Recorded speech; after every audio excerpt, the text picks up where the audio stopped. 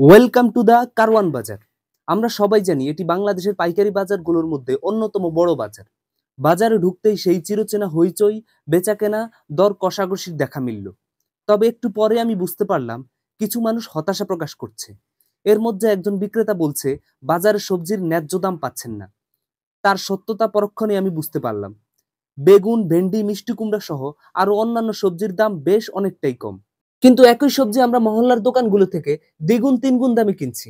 এসব চিন্তা করতে করতেই একজন খুচরা ব্যবসায়ী বলে উঠল, বাজারে জিনিসপত্রের দাম অনেক বেশি, তিনি কিছুই কিনতে পাচ্ছেন না। এসব দেখতে দেখতে কিছু মানুষকে চোখে পড়ল, যারা বিশাল বোঝা নিয়ে দ্রুত গতিতে পার হওয়ার চেষ্টা করছে। যদিও সমাজ তাদের কুলি নামে চিনে থাকে, তবে আমার কাছে তারা হিরোর চেয়ে কম নয়।